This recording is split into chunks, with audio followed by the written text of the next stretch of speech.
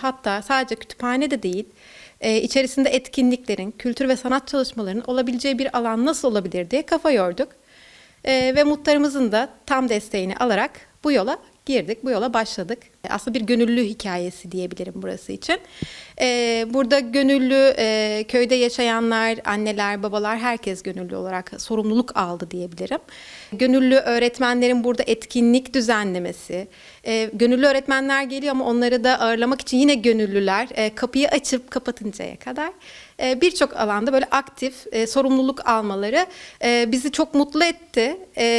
Yani doğru bir yolda olduğumuzu hissettirdiler her zaman. Ve köyde olmanın bir dezavantajı şehirlerden uzak olmamız aslında. Biraz da çıkış hikayesi de buradan da geliyor. Bir ailenin çocuğu için her hafta bir müzik kursuna götürüp getirmesi ya da bir sanat, sinema gibi bir etkinliğe sürekli getirip götürmesi maalesef mümkün değil. Yani bu hem maddi açıdan hem zamansal açıdan mümkün değil. Bu çıkış noktasıyla biz o zaman etkinlikler buraya gelsin, sanat, müzik, spor burada olsun. Çocuklar da faydalansın. Aynı şekilde burası bir kütüphane. On binlerce kitap geldi diyebilirim. Sadece köyün insanlara değil, bu birçok yere etki etti. Şehirlerden, başka şehirlerden, hatta liselerin sosyal sorumluluk projesine girdik. Yine o şekilde kitaplar da geldi. Burası hem kitaplar, hem oyunlarla, hem de etkinliklerle dop dolu bir modern kütüphane haline çok kısa sürede dönüştü. Ve bununla beraber daha müzikle dolu ortam, daha sanatla, sporla daha çok vakit geçirebilecekleri bir alanı oluşturmaktı. Bunun sonucunda da inanıyoruz ki o bahsettiğiniz kötü alışkanlıklardan uzak, kötü çevrelerden, zararlı çevrelerden uzak ve maalesef günümüzün sorunu ekran bağımlılıkları. Bunlardan uzak, burada kitapla, müzikle, sanatla iç içe olabilecekleri bir ortam aslında oluşturmak amacımız. Burası aslında köyün tam bir merkezinde bir yer kütüphane ve burada yaşayanlar kültürel çalışmalarını, sanatsal çalışmalarını, aynı şekilde müzik çalışmalarını kütüphanemizi kullanarak bu alanı kendileri için, yetişkinler kendileri için kullanarak faydalanabilecekler. Tamamen köyümüzün hem gencini, hem yetişkinlerini, hem de çocuklarını kapsayan bir gönüllülük projesi diyebilirim aslında. Şu anda bizim bir prefabrik konteynere ihtiyacımız var. Burası bir kütüphane yaşam alanına dönüşecek olan bir konteynerden bahsediyorum. Burada hayırseverlerin bize destek olacağını düşünüyorum. Çünkü çocuklarımızın geleceği için hep beraber sorumluluk almamız gerektiğine inanıyorum. El ele verirsek, birlikte olursak bence kütüphanemizi yeniden inşa edebiliriz. Bu çok güzel bir gelenek, görenek. Yani bu oldukça da köyümüzde yapamayacağımız bir iş yok ama bunlar biraz maliyetli işler.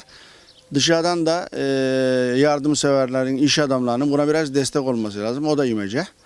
Desteklerini bekliyoruz. Sesimizi duyarlarsa, devlet olur, belediyeler olur, bize yardımcı olurlarsa bu konularda bunlar daha da çok ilerler. Yani bizim projemiz ülkeye mal olacak olan bir proje bu. Çok üzücü şeyler yaşandı ülkemizde. Zaten bizim de işte mücadelemiz bu. Öyle söyleyeyim ben yani açıkçası. Ben bunun için mücadele ediyorum. Müzik çünkü insanları değiştirir yani. Müzik insanları bir araya getirir, insanları mutlu eder, barıştırır. Yani şiddet değil de insanları sevgiye yönlendiren bir şey müzik bana göre. O yüzden de çocuklara gitar dersi vermek istiyorum gönüllü olarak. Bunu içinden geldiği için yapıyorum yani. Ve bence herkes de yani elini taşın altına koymalı diye düşünüyorum bu konuda. Ondan sonra çocuklarla derslere başladık. Yaklaşık 1-1,5 yıldır. Çok iyi gelişimlerini görüyorum sosyal açıdan. Çocukların birbirleriyle paylaşımları daha nezaketli, daha kibar oldu. Daha sevgi temelli bir yere götürdü müzik, paylaşım, piyano çalmak, o müziği duymak, notalarla uğraşmak. Kültürel olarak da geliştirir, insanı dünyaya açar. Ruhuna iyi gelir aslında yani çocuk olarak zaman geçirebilmesi, yaşayabilmesi Yaş alabilmesi için tabii ki müziğe, sosyalleşmeye, sanata, kültüre ihtiyacı var. Biz de bu kütüphanede onu birazcık sağlamaya çalışıyoruz. Çocuklara destek olmaya çalışıyoruz bu konuda.